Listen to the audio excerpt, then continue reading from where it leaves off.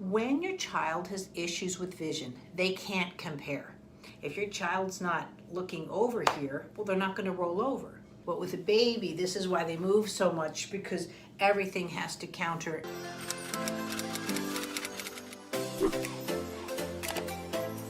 When your child has vision issues, there comes in two forms. One can be structure, meaning I need glasses being the most obvious.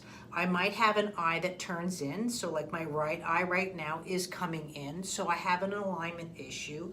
And I also can have damage either into the eye, the nerve, or the brain. So that's the structure, the body structure. But now I could also have what I call functional movement, or movement with vision and function. Meaning, if I can't turn my head like this, right? Well, I'm not going to be able to look to the side, what we call as peripheral vision.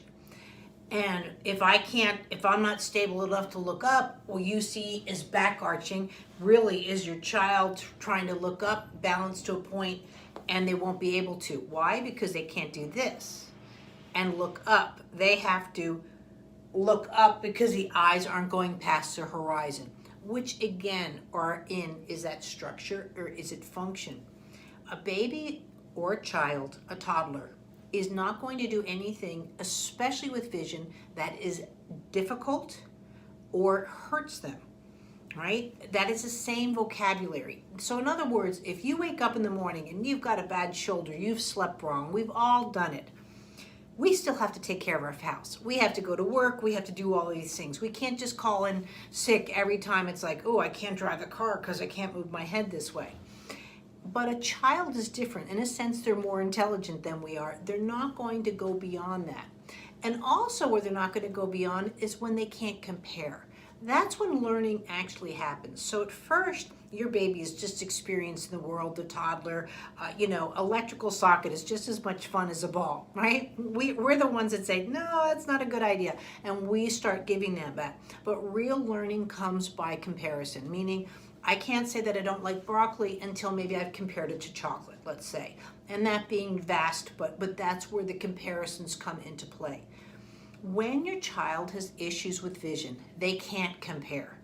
They've got what they've got. So in other words, I might not be able to see you. I can get a shape of you, or I can see your outline. So I have directionality, let's say, but that doesn't mean I can see you, or especially those details where I can get in. Those are the things you want to look at with your child.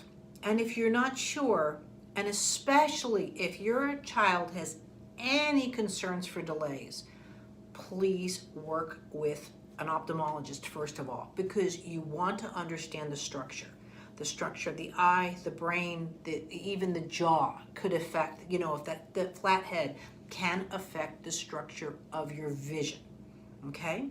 And now that flat heads are getting more and more of occurrence, they can come into play, not all the time, just as much as a torticollis, let's say, can come into play possibly with your child's vision.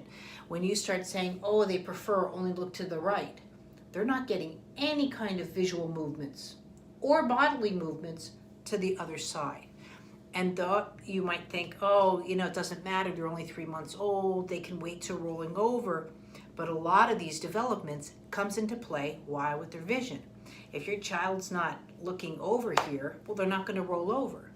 And even in this way, it'll be very difficult to roll over because the head is too low. Their vision is too low. All right? All the milestones come into play using vision. It's, ooh, I see something. Wow, I've come up to sitting, let's say. And that's how vision comes into play. I can't stress enough how much vision can come into play with your child's future. Every movement within the filament of the eyes goes through the fine motor skills within the spine, because everything in the body has to counter. So if I look up, right, I have to counter part of my body. Now you and I, we can just look up. That counter is very subtle because we're adults. But with a baby, this is why they move so much, because everything has to counter, and it seems much more movement-based but dramatic in a sense. You can really see it. One of the things I've been studying again is space travel, and the astronauts too. Everything that I'm telling you, they have no peripheral vision. They really have difficulties with their vision, and their vision breaks down quite quickly in outer space. So when you're working with your child or you're not sure, you're going to want to make sure that they're successful in the right eye as well as the left eye, with the eyes working together, right? And then the eyes working in coordination with the body. At a young age, the eyes should not be separate from the body. Everything that the head does, the eyes do. Around 10 and a half months to a year, you'll start to see that separation of the eyes with the body, and that's where you're going on from that.